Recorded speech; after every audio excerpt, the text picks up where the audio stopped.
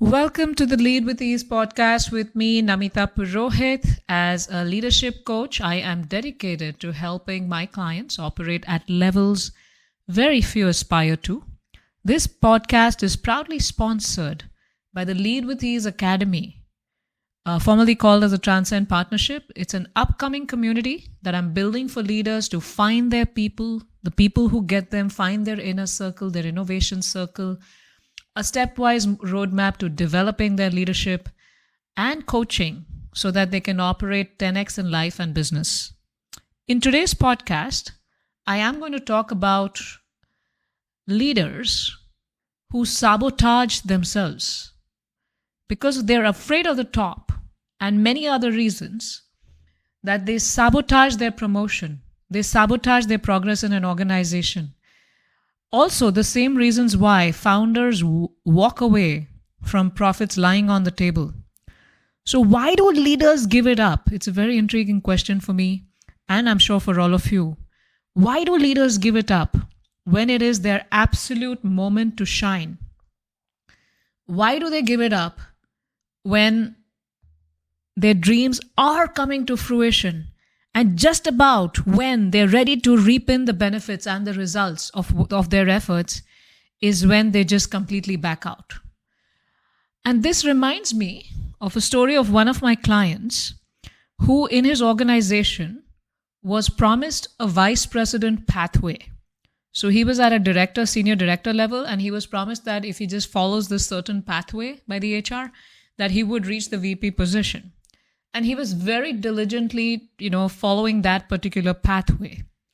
And as he was doing that, and as he was 6 months into that, and he was getting coached by us under the Lead with Ease program, HR changed the policy midway and said that the pathway to becoming the VP has now changed. And he cannot become a VP in that org structure anymore with that pathway. But, and so, whatever he was working for the last 6 months, it's not necessary he's going to get that VP position in that org, over the next 2 years. But to make it up to him, they were ready to offer him a VP position in the next 6 months in another of their subsidiary companies, right? So something that he was working on, which he would get in 2 years, they were saying that, no, that pathway is not possible. But, because of some, organizational level changes that are happening, but we are happy to give you a VP position in our subsidiary company with the same benefits, the same impact, the same opportunity to grow, the same team size, and the same power and the same benefits.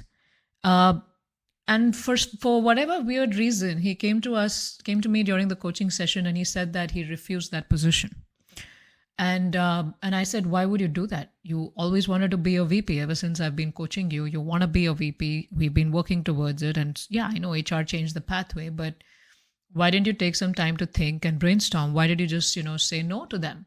And what their deal sounds really good. What you were going to get after 2 years, you're getting it in 6 months now. Like what was 1.5 years ahead is now what you're getting it in 6 months now.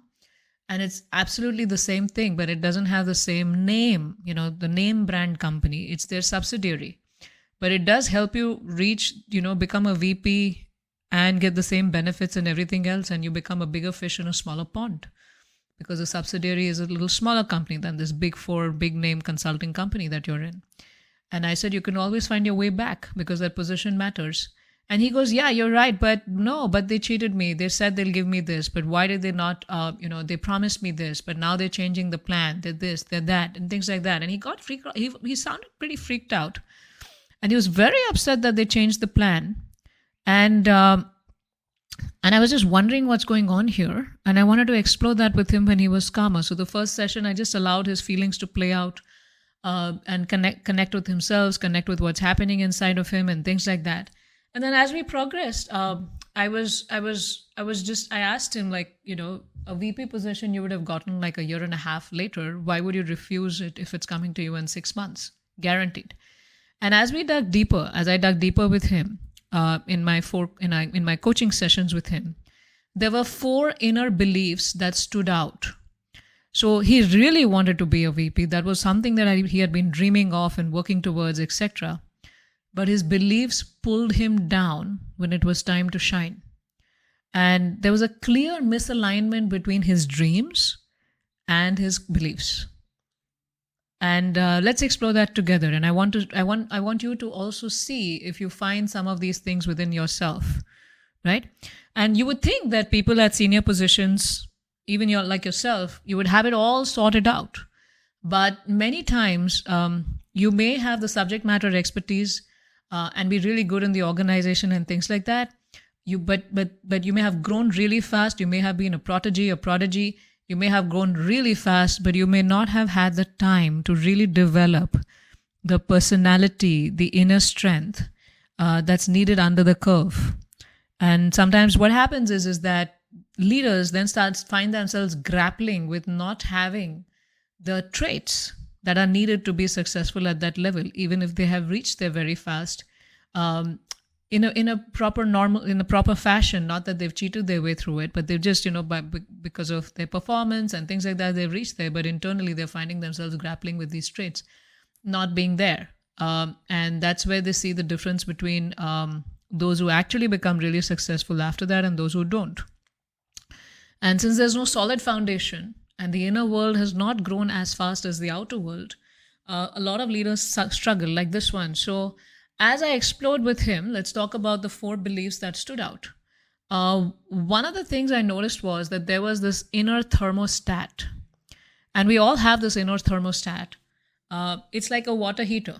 The water heater has a thermostat about how hot it's going to keep the water, and it doesn't go beyond that. It maintains it at that level. When it falls below that level, it picks it back up, and then it maintains that level, right? Similarly, we have an inner thermostat about our success and position and achievement in the world, right? And that inner thermostat can be set to based on what we dreamed of, where we are coming from, how much success our own families have achieved.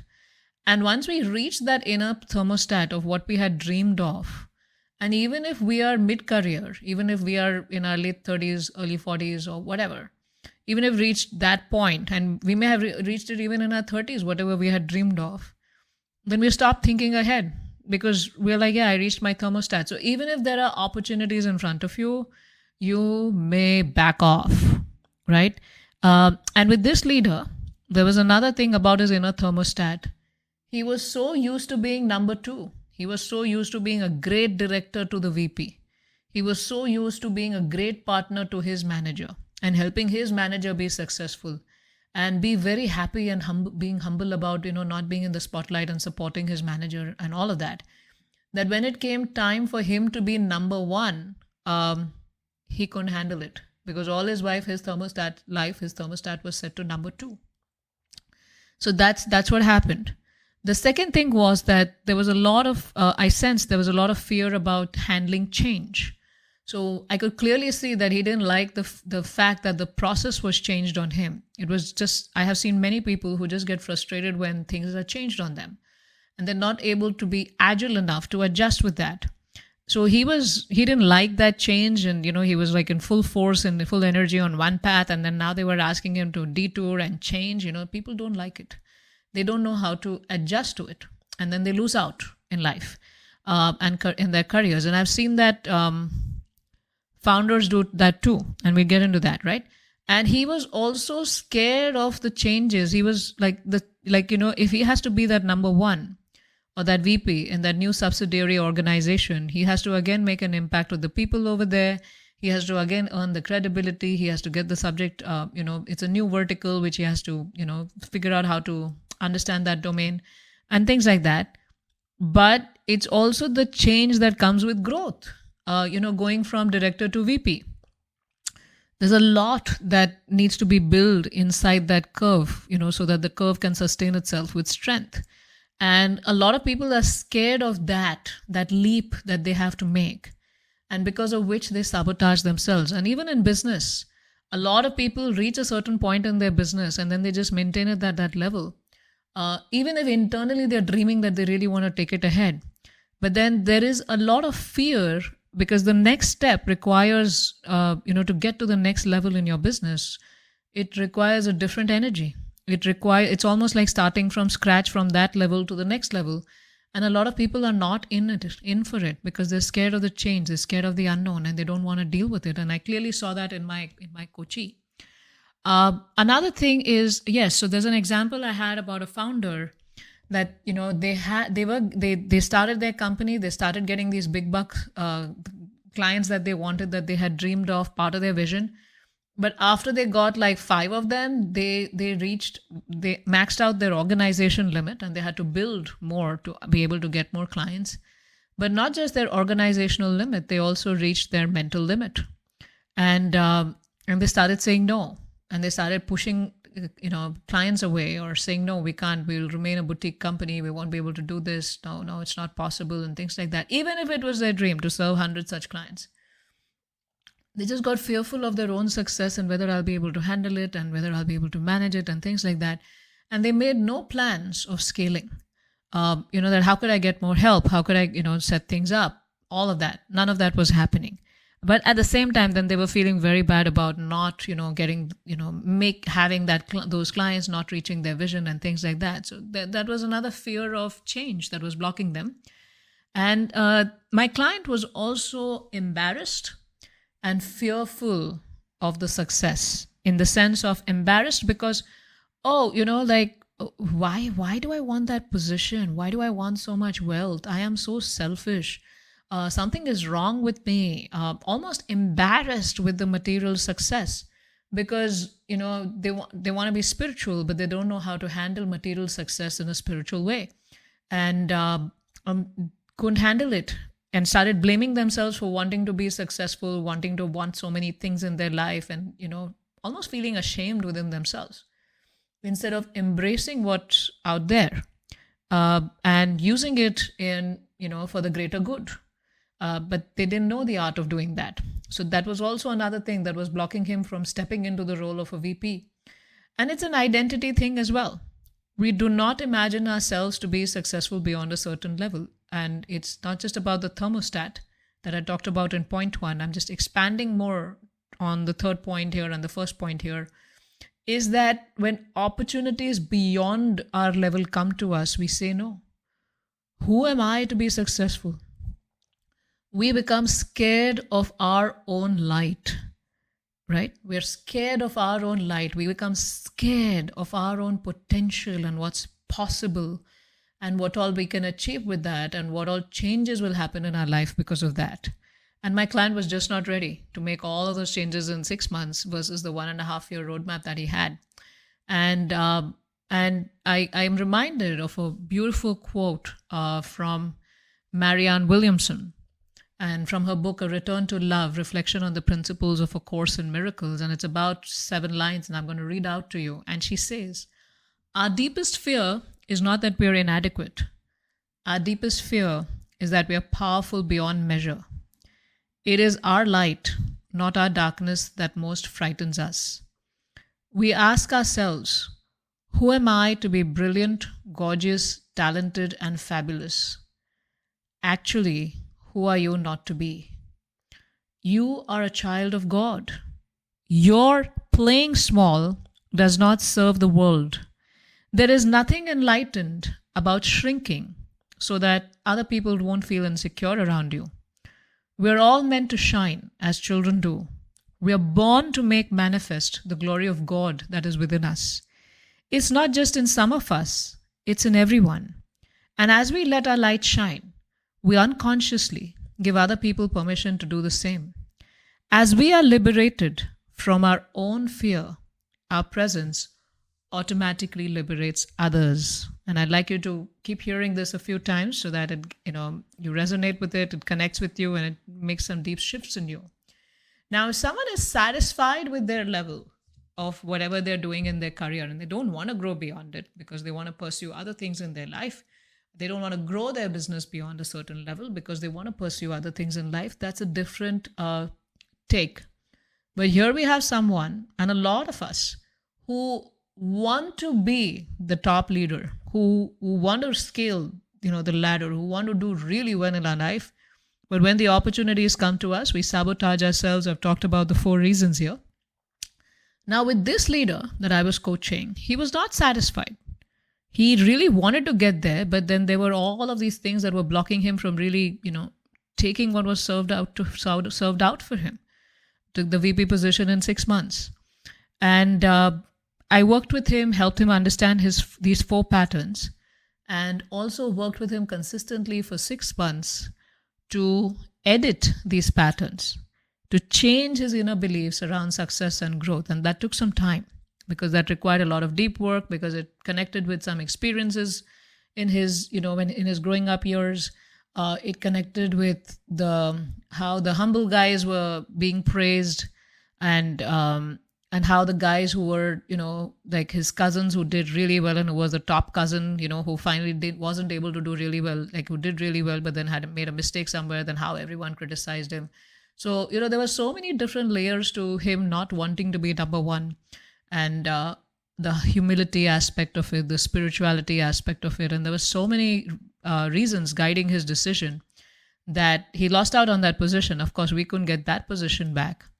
But with 6 months of coaching, he became open to looking out, because the pathway that was promised to him was gone. The pathway that was given to him, he didn't take it. So then we made him open to looking for positions outside. And he interviewed at another place. And because he embraced the possibilities, he just removed the thermostat. There was no thermostat. And he reset his thermostat to a little higher level and get there. He was able to land a CEO position in another firm. So he was actually, when he worked on his beliefs through coaching with us, edited them, changed them. He actually got a lot more than what he would have gotten with the VP position in 6 months or in a year and a half. He actually got a CEO position in another company. And the leadership journey can be very lonely as you figure all of these things out, and as you keep pushing the envelope, and as you keep meeting situations for which you have no depth, no experience of. And it's always nice to have company with you, company of your peers who are there to help you see through these things and support you as you make these changes. And it's important for you to have professional coaches with you as your sounding board who are helping you see all of these things, because you're poised for greatness, you're poised for glory, and you don't have to be embarrassed about it. Each soul has greater potential than the sun. That's what the Vedic scriptures say. Each individual soul is more powerful than the sun, because the soul is spiritual in nature. The sun is matter. And the soul is more powerful than the sun. And the power of the soul comes by how God has invested his glory and abilities in you. Now, instead of feeling embarrassed about your success and feeling like you're hedonistic, material, arrogant, and all of that, you can see yourself that, yes, God has invested these potencies in me. God is taking me ahead here. God wants me to perform at this level. Let me be an instrument in his service. How can I be an instrument of God's energy, God's love, God's compassion, God's impact through how I'm working? And let me embrace all the positions that God is giving me, and let me grow there, and let me take it ahead. And through my work, let me create such an impact where I am benefiting the world as well. And when you're able to think that, you're able to overcome your own self. Sometimes, most of the times, we're getting in our own way of reaching our topmost leadership potential. But when you can think like that, you learn how to get out of your own way, and you learn how to grow ahead. So wish you all the very best. I welcome you to join the Lead with Ease Academy, which was formerly called as the Transcend Partnership. We're launching July 15th. Before that, I have a free 5-day leadership bootcamp, Lead with Ease bootcamp with you, where you're going to learn a 3-step process to up-level your leadership. You're also going to get a worksheet. So I invite you to join that. The links for that are probably showing up on wherever you're watching on the video. And they're also there in the description below. So looking forward to serving you inside the Lead with Ease Academy, where you get courses, coaches, and community to help you transcend yourself and rise and operate at levels very few leaders aspire to.